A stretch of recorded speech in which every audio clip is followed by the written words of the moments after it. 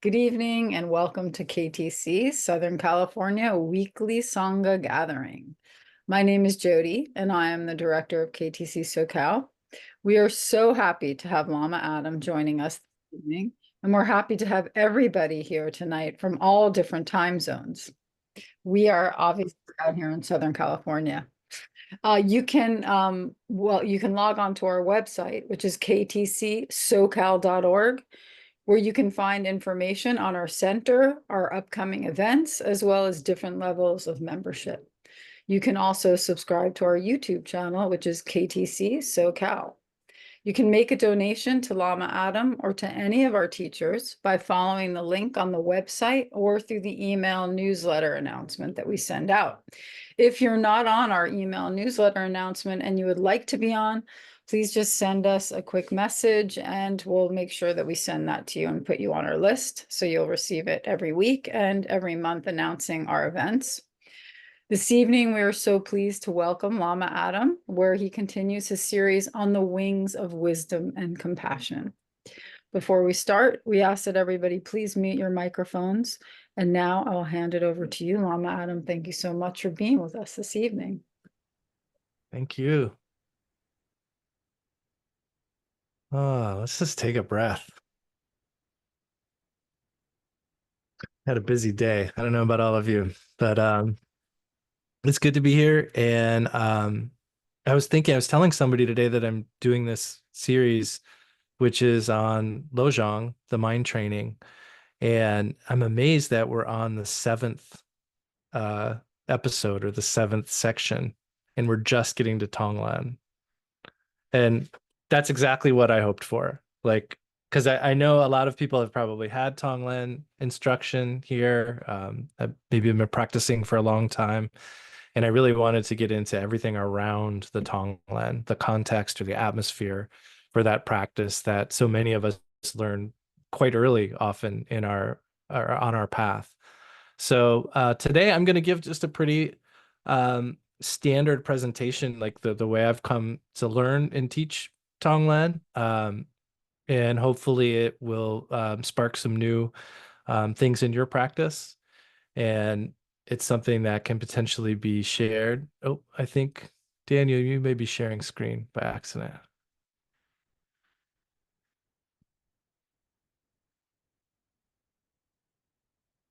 There we go. So we'll begin with and by the way, I'm trying a new tech thing here today. I actually don't need to share screen. I'm using OBS, which is a broadcasting software. So we're gonna see if this works. I'm gonna try to just switch and do a screen share. Everybody see me and the slides? Great. Okay. Are they backwards? The slides? Perfect. Even better. Okay. Everything looks good. So it's good? Okay. I see it backwards, but that's good that you don't. Okay. All right. Well, let's start with a prayer of refuge. So we'll say this once in English, once in Tibetan, and then once more in English. And then I will say a short prayer of my own after that. I take refuge in the Buddha, the Dharma, and the Sangha until I reach enlightenment. By the merit of accomplishing generosity and the other perfections, may I attain enlightenment for the benefit of all sentient beings. O Sangye Chidang Soki Chogyam La Jangchu Bardu Dagni Kyapsu Chi Daki Jin Soki Be Sunam Ki Drola Penchir Sangye Druparsho. I take refuge in the Buddha, the Dharma, and the Sangha until I reach enlightenment. By the merit of accomplishing generosity and the other perfections, may I attain enlightenment for the benefit of all sentient beings. O Palen Sawe Lama Rinpoche Daki Chiwo Pediten Jula Kajun Chenpo Gone Che Sunte Kusun Tuki Ngudrup Sao Du So.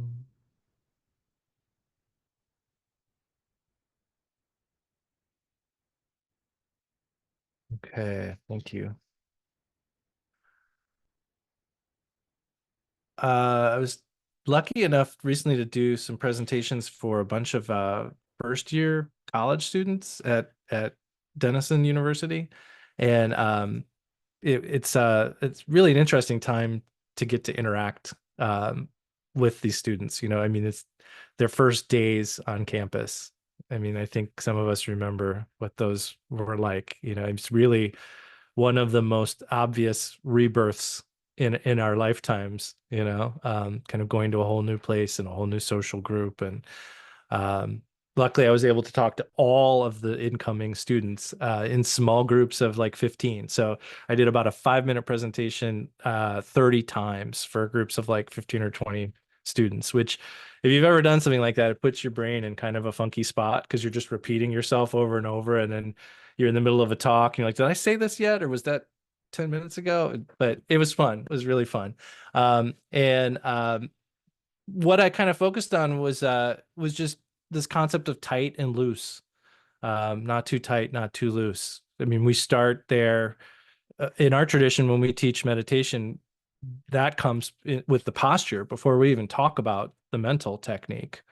So, and I feel like that is in a way the introduction of the mental technique because we're going to be paying attention to our bodies in the beginning anyway, and we're learning a posture. And if we're learning the 7-point posture, we're trying to remember those things. And often when people come back after their first lesson, they're asking questions about, well, I keep thinking about my body or how I'm sitting, and it's like, yeah, that's actually what happens in the beginning. Like the physical manifestation of too tight or too loose is kind of the grossest level versus like the subtle level of like what kinds of thoughts may pull us away or how tightly focused we are on our anchor. But I think that's really this relates to what we're talking about with the Mahayana path and the mind training teachings too. And that's why there was a lot to talk about before this meeting.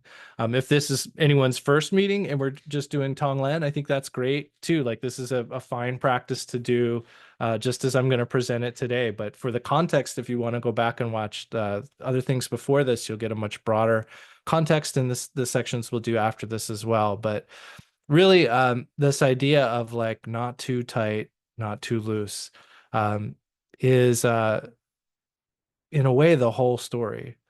I remember one time in particular, a really challenging time during the 3-year retreat, when Lama Yeshe, this is not the translator Lama Yeshe, this is Lama Yeshe from Germany, pointed out that, and I'd never heard anybody say it quite this way. Of course, this is in the Dharma, and we hear teachers say this, but this was just one of those times where he said it in such a way that it just cut right through. And he was saying that like, whenever we're suffering, we're either clinging too tightly to relative truth or too tightly to ultimate truth. So we're either clinging much too tightly to like our own, like if we think of it like an aperture, you know what I mean? We've got our own relative view, or we're just wide open thinking of this kind of foggy, nebulous, ultimate kind of situation. And whenever we're hurting, I've been testing this. I think it's a good life practice to kind of ask yourself that when you're hurting, like which of these may I be clinging too tightly to at this point? Um, or I guess I'm using a confusing metaphor, too tight or too loose. But so I want to just share one quick practice before we dive into the tong-len, which is something I shared with the students. There's science that like when we breathe in, that activates our sympathetic nervous system, which helps us become more alert. And when we breathe out, it gets the parasympathetic nervous system, helps us relax. So just a simple technique that I would share is when you find yourself with a racing mind, one thought that you can't get out of your mind or many thoughts coming very quickly, extending the out breath is an effective technique for helping to calm down. Similarly, if you're getting ready to do something important, like take a test or do something that's going to require a lot of brain power and you're feeling kind of foggy, real loose, extending the in breath can make us more alert, more present, a little clearer. So That's something I've been using a lot lately, just a simple kind of science trick. But it definitely applies to what we talk about with too tight and too loose. So let's dive into some tong-len. So we last time we learned the practice of the ultimate bodhicitta practice. But just to go through what we've covered so in the order of practice, if one sits down to do like a practice of Lojong in its entirety, we would start with the guru yoga practice, move on to a contemplation of the four thoughts. We would do some shamatha. Then we would begin the associated meditation on ultimate bodhicitta, which we covered in the last two sessions, and then move on to the principal meditation on relative bodhicitta, which is what we're covering today. And I just wanted to remind everyone, because last time we talked about be the bulb as the ultimate bodhicitta practice. So be the bulb, be the bulb. But so for today, we're going to start with this slogan: sending and taking should be practiced alternately. These two should ride the breath. Just a quick recap. This text, the 7 Points of Mind Training or the Great Path of Awakening, contains slogans. And these slogans are kind of something that we learn and become very familiar with. The idea is to know them so well that they're like so ingrained in your thought process that when you need one, it just pops up and it's there for you. And I can tell you that is how it works. So the suggestion I had made is to make your own flashcards with the slogans on them, and write on the back of those any notes that help you understand the slogan better. And I keep my stack on my puja table where I do my meditation, and each day I just shuffle it up and pull one and look at it and think about it, and then try to kind of keep that at the front of my mind throughout the day. So that's one way to kind of think about these slogans and to integrate them. So this one introduces the practice of tong-len. Sending and taking should be practiced alternately. These two should ride the breath. And I'll give you the QR. We used this before for the Four Thoughts contemplation. I've added the compassion meditation guide. So if you want to check it out, you can also see the URL there as well. So there's a 3-page PDF I made with basically exactly what I'm going to teach today. So if you want a concise guide to this practice, you can find it there on my website. And so this practice begins with a couple preliminary steps. I'll start by saying that I know this practice can be challenging for people. Not everybody. Some people take to it like a duck to water, but this for some people can be challenging. And I can tell you that there have been times in my life where it was challenging, even well after I felt like I'd learned the practice, you know. So I think it's worth saying that, like, as always, we should listen to how we're feeling when we engage with practices, and pay attention to that. This practice is a practice. The idea here is sending happiness and taking suffering. So when we say sending and taking should ride on the breath, we're talking about sending out our happiness and taking on suffering. And the reason we do that, I can't remember. I think it's Lama Rinpoche coined the term the extreme path to the middle. And I think it was in talking about this practice, the idea that if we want to counteract our self-fixation and our fixation on comfort, we need to kind of practice with the opposite of that. So when we engage tong-len, we are working with what's basically the opposite of what we do habitually throughout the rest of the day. You know, most of the day we're doing our best to keep the happiness, get all the happiness that we can, and push away or avoid all of the suffering that we can. That's where that's our habit house. You know, like that's where most of us live when we're not really paying attention. So we need to do something to counteract that. And this is an exercise to do that. And I say that because no one should have the expectation that they can do this practice, this exercise all day long with everything. That I wouldn't suggest that. I mean, eventually, sure, but I think when people have problems with this practice, it's when they're expecting it to be just the way they are now. And this is an extreme practice to counteract an imbalance. We really want to come back into balance here. We're not trying to go in this direction that we may not be capable of handling, particularly throughout in daily life. We do, I think everyone who's done this will notice that you do become more adept at applying the practice in daily life. You do become more adept at being present with suffering and at sharing your happiness. But that takes time. So to do this practice, we start with preliminary steps. And Pema Chodron called this working with the texture. And it has two parts. The first is working with the visualization. And the second is working with your innate loving kindness and compassion. So working with the visualization, we imagine breathing in hot black smoke, which represents suffering, negative emotions, sickness, negative karma. So we imagine breathing that in, we visualize it even. And as it comes in, it can be like a cloud, and it comes in and it gets smaller and smaller. And as it comes into your heart center, Khenpo Karthar Rinpoche said, by the power of your bodhicitta, it just dissipates and is there no more. So it's not like we're accruing more and more suffering as we breathe in. It doesn't collect in there. As we imagine it coming in, it comes in and gets smaller and smaller and kind of just disappears in our heart center. So this is not a practice of like collecting. It's actually something that seems really big coming in and then being revealed as empty. Similarly, when we breathe out, we're breathing out this cool white light, which represents happiness, well-being, good karma, all the things that we would normally want to hang on to. We're breathing it out. And it comes from that heart center and sort of just appears and gets bigger and bigger and comes out and spreads out into the world.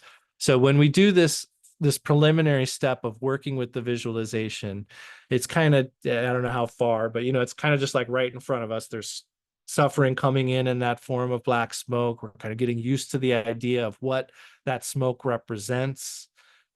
Similarly, we're getting used to that idea of what it means when we visualize this cool white light coming out.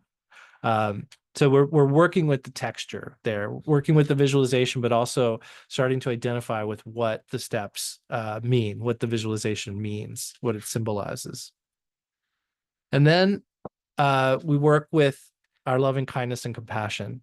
In a way, this is kind of just connecting with what is ours, connecting with our innate nature. So we start this by visualizing a being who easily engages our loving kindness and compassion.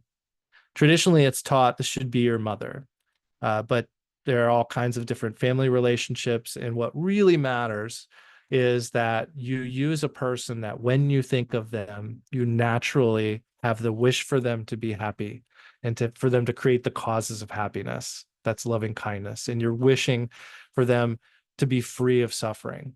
And you don't want them to be creating causes of further suffering. So this kind of a being can be, I put a pet here, it can be any being that just naturally, it really, like, what we're trying to do is connect with what naturally arises. What's our best case of our like natural loving kindness and compassion. Like, we're not starting from a place of challenge here. We'll talk a little bit later, and I'm sure people have heard suggestions of using tong-len in difficult situations. But here at the beginning, we're just starting with like, what's the simplest way to really feel that wish for others to be happy and to have the causes of happiness and to really feel the most pure form of the wish for them not to suffer or to have the causes of suffering. And so this is also kind of working with a texture. Initially, we worked with the visualization, what that meant, got used to that visualization. Then we released that visualization, and then we visualize this individual, and we allow them to kind of reveal for us the best of our loving kindness and compassion. And that's the preliminary step. That really only needs to be done once in a session. If you need to stop back and kind of re-prime yourself with that preliminary step, that's okay. But usually we would do the preliminary briefly and then move on to the main cycle of tong-len. And so for the main cycle, we begin by combining the two elements of working with the texture.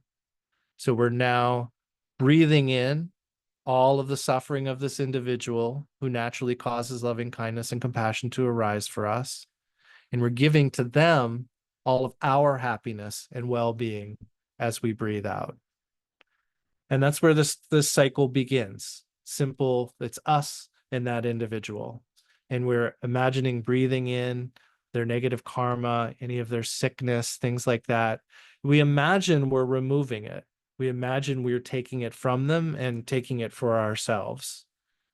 Similarly, we are imagining giving all of our good circumstances, all of our happiness. We are gifting it to them, handing it over in a way. So this is the practice. Like I said, it is a practice. There are stories of great beings who could kind of literally tong-len. There's a famous story about a teacher who, like, a dog was hit with a stone, and he kind of took that on himself and lifted his shirt up, and there was a bruise from where the rock hit the dog. So I think that it's entirely possible that we could get there. But in the beginning, I think we need to understand that while we really want to believe we're doing this, it's also important to know that we're not going to cure people of terminal illnesses. We're not going to take away their negative karma. And it could happen sometime, but we shouldn't build that unreasonable expectation into the practice. And I think that's unreasonable expectation is one of the ways that people can create an unfortunate relationship with this practice. That's maybe more challenging than it needs to be.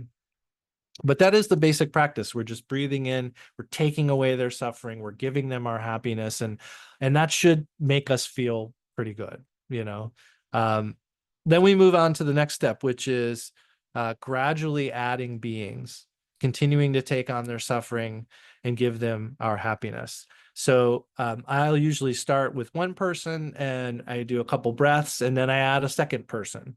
And they're close family members, and then I may add a third person after another couple breaths. So we're in the beginning, we can kind of, we know who we're working with here, right? But it gets a little harder the more beings we add, because we want to keep adding beings until we get to all beings, but we don't want to do this forever.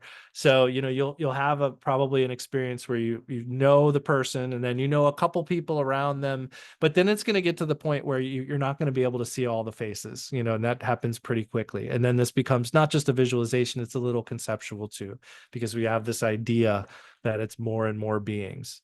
I think the important point to note is our visualization from here to our face never changes. That same thing we did at the beginning of breathing in suffering and breathing out happiness, that still looks the same from here in. So it doesn't get harder for us to do that. It's not like there's more smoke than we can breathe. It just comes right in like it did before.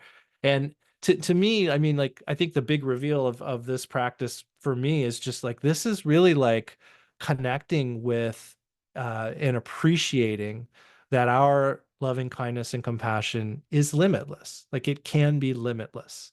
It doesn't matter how much suffering is coming our way. It doesn't matter how much happiness we seem to be giving away.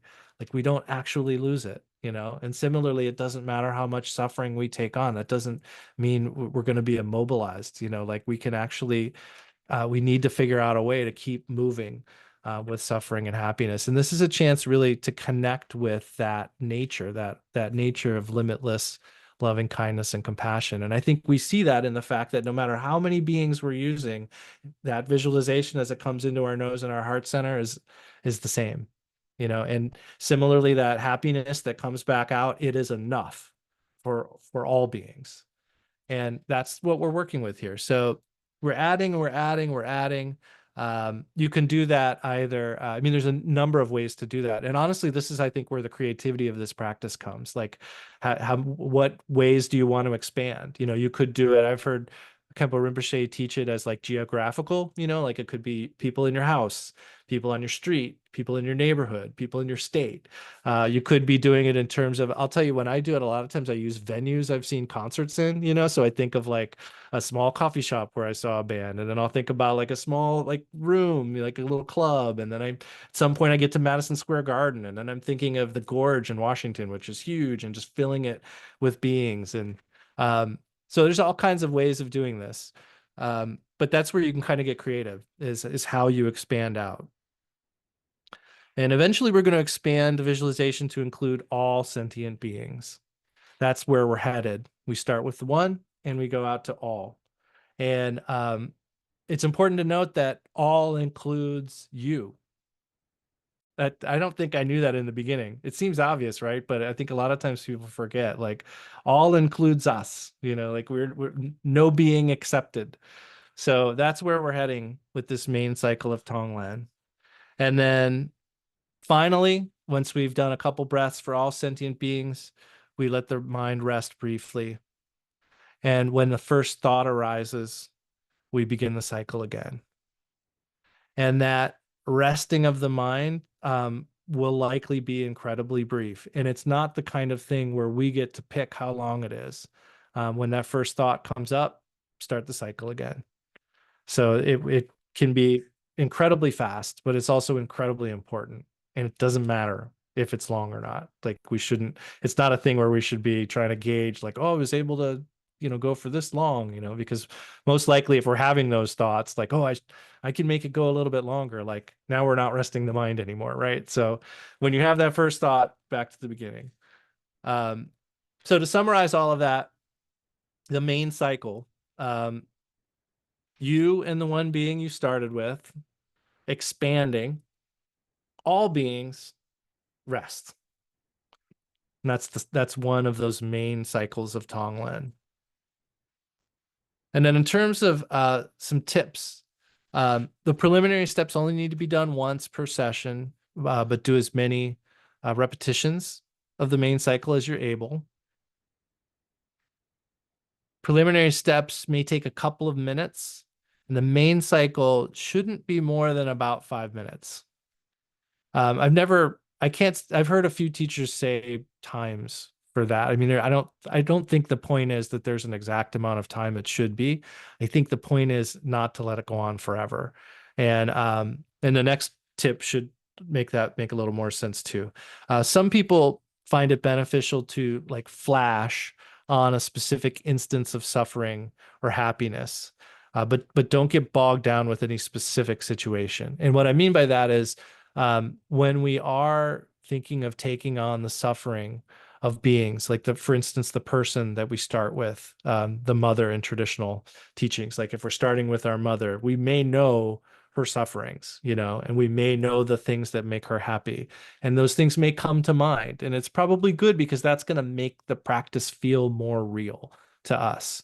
Similarly, as we expand out to all beings, we need to think about some of the sufferings that are happening to other beings that we could never, that we may have never met with, that we're just fortunate to never meet with. But I mean, there are beings in war-torn places. There are animals, fearing for their lives. There are all kinds of terrible things happening to people now. And I think it's good that we are aware of that and including it in the practice of taking on suffering. But we don't want to get bogged down in that. We don't want to kind of stick, like, that's why I use the term flash, like we kind of flash on these ideas of suffering that we're taking on. And that leads into, beware of rumination. Tong-len is the celebration of your innate capacities for love and compassion. So beware, like when we get into thinking about suffering, beware of turning it into some sort of rumination, or anytime you're going towards a dark place, that's not where we're trying to end up. Some variations on the practice. You can start the practice with yourself. This one I think is particularly helpful when we're having a tough time being challenged at work or in relationships, or just feeling low on energy. We can be the person in front of us whose suffering we're taking on and who we're giving happiness to. Similarly, um, we could start with someone with whom we have difficulties. And this one is tough. I don't recommend starting here.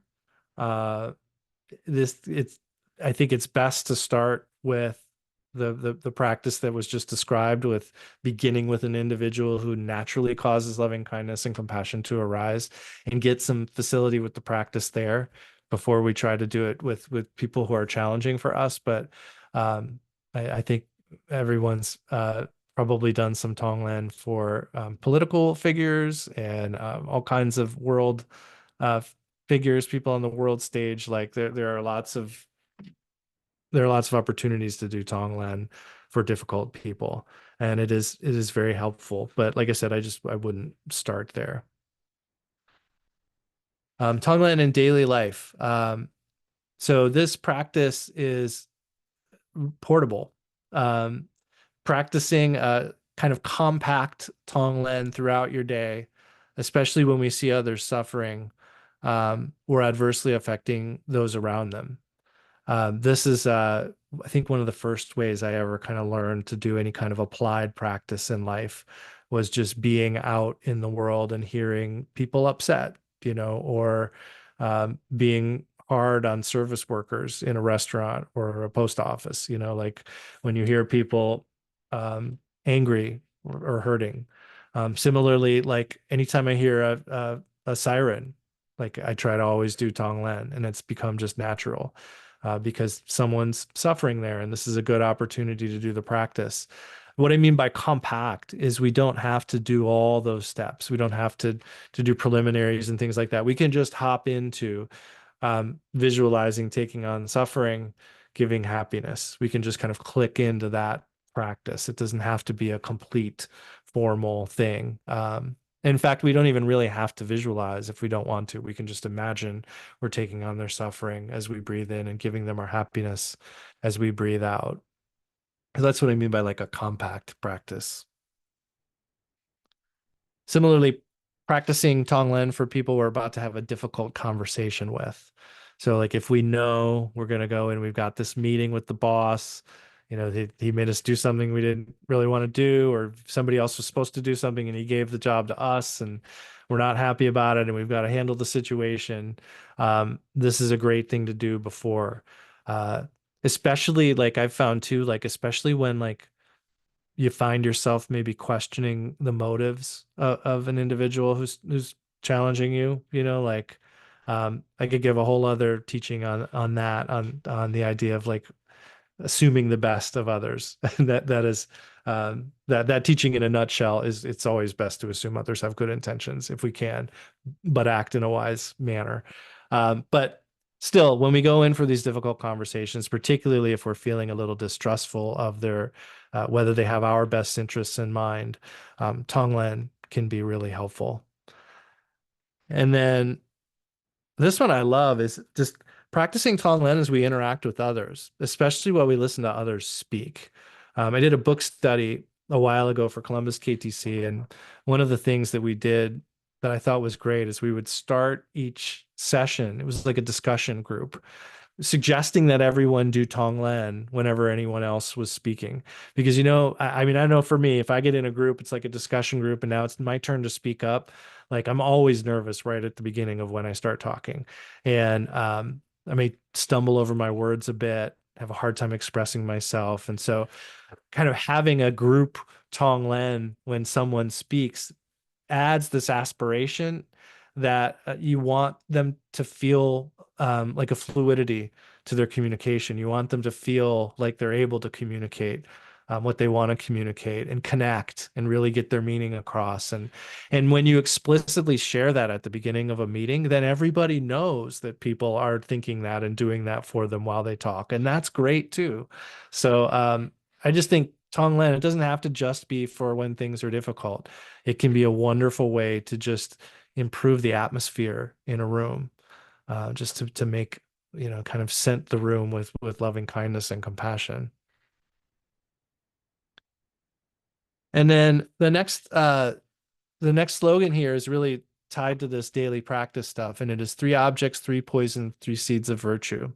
We'll definitely have time for questions here at the end and conversation, but because this is kind of the last bit here that I have prepared. So 3 objects, 3 poisons, 3 seeds of virtue. So if we think about the 3 objects, we're talking about things that are pleasant, unpleasant, or neutral. So whatever we meet in life is going to fall into one of these categories: pleasant, unpleasant, or neutral. These are the objects that we meet with. They may be external, they may be thoughts, they may be physical sensations, but this is kind of what our experience is made up of. When we talk about the 3 poisons, we're talking about how we tend to react habitually to these 3 objects. So habitually, we're likely to meet pleasant things with passion or desire. We want to pull them in. Uh, Also, aggression when we meet with things that we don't want or we don't like, unpleasant things. Aggression tends to come up in that case. And last, when things are neutral, apathy, ignorance, disinterest, just not paying attention, no longer being connected to the situation, no longer being present. Um, and so these 3 poisons are the reactions, the habitual reactions to the 3 objects: passion, aggression, and apathy. We also call these, well, yeah, we call them 3 poisons. So we need to somehow create 3 seeds of virtue. So when we talk about 3 objects, 3 poisons, 3 seeds of virtue, 3 seeds of virtue are what we can create with the 3 objects when we apply awareness and compassion. So there is a saying that we can use, and Lama Kathy, I think, has this on a card she would hand out. I ended up putting it on my business card, on the back side of my business card, and it's this simple saying: when facing difficult emotions, and we'll talk about this and then I'll break it down. So let's say I'm dealing with some anger. May my anger contain the anger of all beings. By my working through this moment of anger, may I and all beings be free of it, and may we attain enlightenment, the complete freedom from anger. And we can use this with any, I said difficult emotion, but there's no reason we can't use this with passion too, like strong desire. That's also a difficult emotion because it is one of the poisons. Also neutral situations, like when we're kind of becoming unaware and mindless. But I think most common people will use this when it's a negative, seemingly negative emotion. So what this does, it's a really amazing statement. We're talking about, first off, if it's anger, may my anger contain the anger of all beings. So in that one sentence, we are acknowledging that anger is a human experience, that anger is something that we all experience. In a way, we're connecting with humanity in that moment. Like I think a lot of times, whatever our story is, feels so real and unique that we kind of don't remember that. Like a lot of times, even the hardest emotions are how we're most directly connected with everybody else.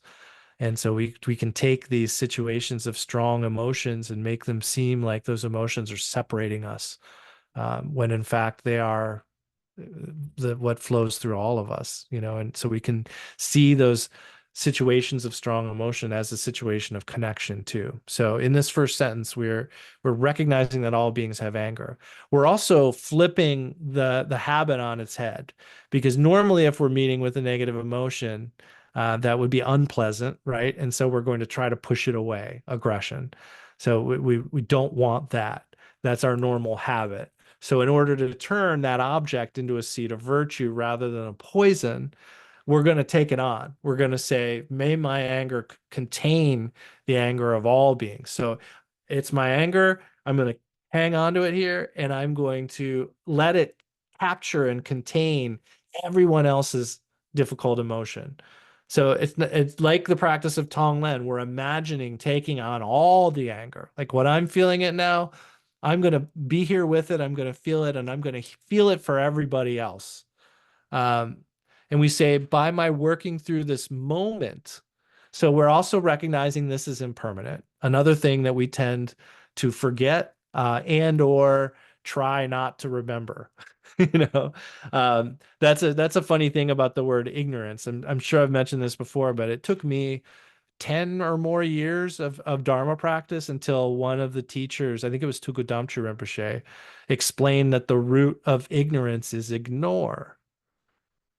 Like I kind of just thought it was not knowing. Like it didn't really occur to me that like there's an element of volition even in our ignorance, you know? So with this sentence, by working through this moment of anger, there is a recognition that this is momentary because we all know when there's a strong emotion that comes over us, it starts to feel like who we are. And we, in fact, we may even feel like we're no longer in control. It's just the emotion. That's us. So I think it's really important in those moments to just recall impermanence. It's like this situation will change like all the others. I wasn't angry when this day started, and who knows where I'll be at the end of the day. So by this moment of working, or by my working through this moment of anger, may I and all beings be free of it. And may we attain enlightenment, the complete freedom from anger. So we're recognizing that this is momentary. We are staying present with it. We're staying curious. We're not checking out. Um, and we are making the aspiration that by our feeling it, like being present with the perception, the sense of our emotion, that we can free others from it. I mean, and that's really powerful. And then we connect that with it's basically like we turn it into a real life example of our goal, enlightenment. Like we go, you know what? I'm going to free all beings of this, and may I attain enlightenment, which is the freedom from anger. And so all of a sudden, this maybe vague concept of awakening or enlightenment or nirvana is now made very real and personal. Like we recognize in that moment, um, this anger that I'm feeling, may I and all beings be free of it, and may we attain enlightenment, the complete freedom from anger. So I love this saying. I think there's so much to this. It's brilliant and so useful. So this is a great thing to memorize as well, and or put on your business card. So what we're basically doing here is we are taking the seeds of virtue, and through awareness and compassion, through staying present, through being with the felt sense of an emotion, we turn it into awakening in that moment. We turn it into the seeds of virtue. Any of the three objects can be turned into seeds of virtue. And it is with that awakened mind, that awareness and compassion. We can also talk about that as being wisdom and skillful means, or ultimate bodhicitta and relative bodhicitta. So we could also talk about that as too loose and too tight, but balanced. So just enough tight, just enough loose. And that's three objects, three poisons, three seeds of virtue. So I think, yeah, I'll leave it there and open things up to some discussion. Yes. So that was a lot. Um, I'm curious if people have thoughts or questions.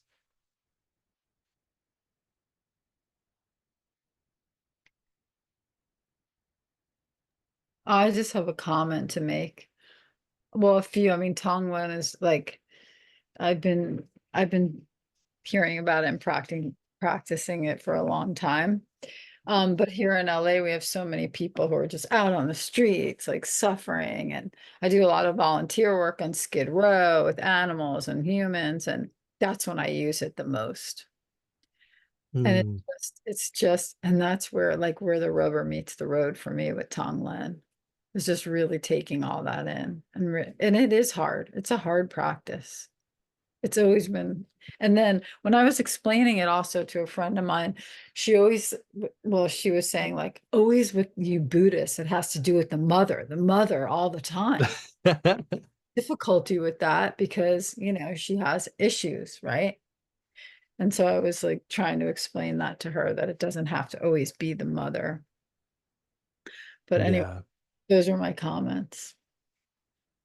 Yeah, thank you for that. Yeah, one thing I thought of is I know when KTD was doing chaplaincy training programs, I'm not sure if they still do, but um Khenpo Karthar Rinpoche designed that program to be, I think, mostly tong-len, for people who are training to be chaplains in hospitals and things like that. And I think another way to kind of think of this, I was explaining to somebody the other day, practices like shamatha, and it actually, in this case, like the ultimate bodhicitta practice, kind of makes a clearing, kind of clears out a space in the woods. But inevitably, that space is thought's gonna flow back into there. We can't just keep a space clear. Like inevitably, there's going to be objects. The three objects are going to pop up in that space. And so we need some strategy to work with that. And that is tong-len. So the idea is when objects come up, we can clear the space, but then objects are going to come up. And if we're not paying attention, we're going to turn them into the poisons.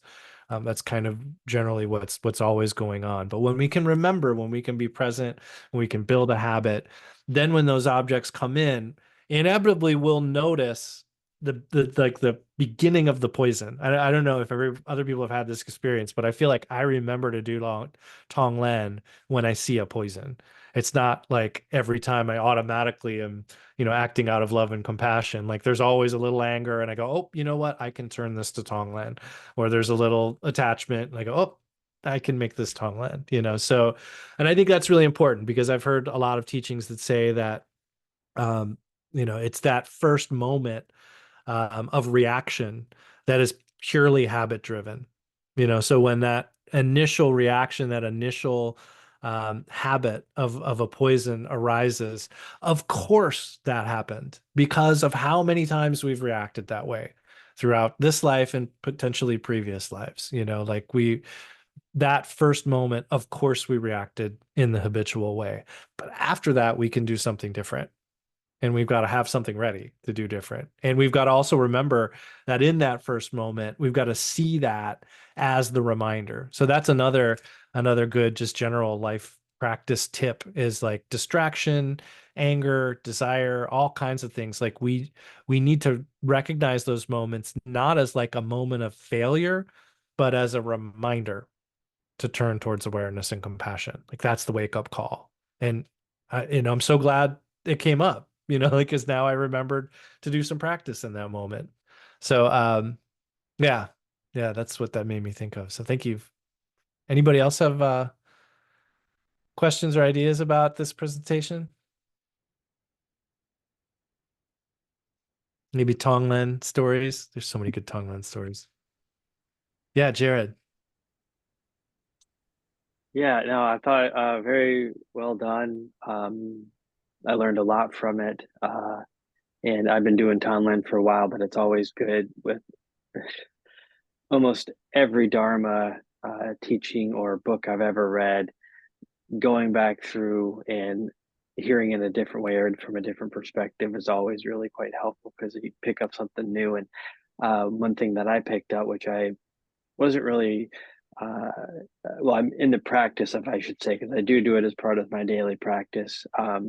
But it's like the having the conversation, and when you're about to have a conversation with somebody or in a difficult situation. But what hit me was, it's like um, how Tonlin can actually focus you in. Because right now I'm trying to just tune into somebody as they're talking, but literally just, but adding this practice where it's like you can send them, it's like, no, I'm truly with you. I want to hear what you have to say, and I'll take on your suffering because, like you just said, you and I are the same. We're here together in this whole samsaric experience until we can, um, you know, journey on. But it's just like, yeah, but that was really a neat thing to hear of how to do it, especially in difficult situations. But um it, it's interesting because it's remembering to do that, because as you said, our minds are always on the go. So it's just like, oh, I remember to do this. So it's like, oh, and that's where you start to realize that it's like, oh, I guess I am starting to integrate the practice into my daily life. But I thought that was really well said, and several other things you've presented were very helpful. So thank you. Oh, thank you. I'm really glad. Yeah. Yeah, it is like I think one aspect of that too that is that when we're doing a formal practice, it's so much easier to just remember and give our full attention. And if we're gonna try to plug a practice like this into daily life, like I think we have to be really happy with like maybe remembering 10% of the time, because it's just a lot harder environment out there. We've taken it into the field, you know? So I think that's great. Like, I know, I mean, I feel like if I can remember once or twice in a conversation to do that, I'm pretty happy, you know, but once or twice is more than I used to, you know, and that means that I'm starting to move what like system 2 thinking, you know, which is like executive brain into system 1. It's starting to become just my habit is becoming remembering, and any step in that direction is great. Yeah. Thank you.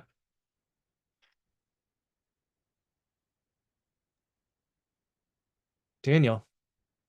Yeah, I don't think of doing tong-len a lot, but what I do is whenever something that I've gotten into as a habit, every time I see someone suffering, hurting, whatever, I immediately just do a few Om Mani Padme Hums. And that to me, like, turns my mind from like, like feeling sorry for someone or feeling sympathy rather than compassion. At least I turn my mind to Om Mani Padme Hum, Om Mani Padme Hum, Om Mani Padme Hum. So for me, that's been a stepping stone to get away from my judgmentalness. Yes, I love that. Yeah. Thank you.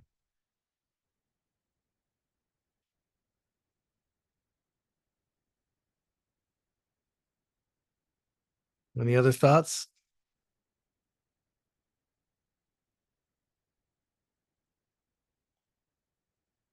So I guess I would just wrap up by saying there's a reason why there's a ultimate bodhicitta practice and a relative bodhicitta practice. The relative bodhicitta practice is very much related to our relative perspective. Um, and I think it's important that it takes place in this ultimate context. And so we really need to ideally undertake the ultimate bodhicitta practice and then the relative bodhicitta practice in a session. I mean, we can do the ultimate bodhicitta practice pretty quickly. So I would suggest trying to integrate these two. And I've heard teachers say that like they have to go together. I've heard other teachers say different, but you know how it is. Um, but yeah, so I think that is really important because this is the skillful means aspect, whereas the ultimate bodhicitta practice is the wisdom aspect. And those two need to be integrated. But as long as we're feeling things in this relative vibe, we're always going to seem kind of like we're bouncing from one to the other. But at the end of the day, nothing is separate from that ultimate situation anyway. So even if we feel like we are reacting with the poisons, noticing that is the same ultimate situation as noticing when we remember. We don't get to, you know, it's funny, like just because we don't remember ultimate bodhicitta doesn't mean we're not connected to it. Like it's still popping up even in our you know reactions that we may not be so proud of. So yeah, that's, I think, like we talked about in previous sessions, that's where I think that kind of positive naivete can work to our favor, that it's just there, you know, and we just need to be the bulb. So um I'll share the dedication prayer, and we'll do two of these. So these also relate to relative and ultimate aspects. So in the first one we talk about merit and benefiting beings, and in the last one we talk about the ultimate situation and what enlightened beings know, and wanting to know that as well. So as we say these two prayers, you can recall that we are kind of saying a relative dedication and then an ultimate, sealing it with that ultimate view. So we'll chant these two together. By this merit, may all beings obtain the omniscience of Buddhahood and defeat our common enemy, wrongdoing. From the stormy waves of birth, old age, sickness, and death, may we free all beings. The courageous Manjushri, who knows everything as it is, Samantabhadra, who also knows in the same way, and also all the bodhisattvas, that I may follow in their path, I completely dedicate all this virtue.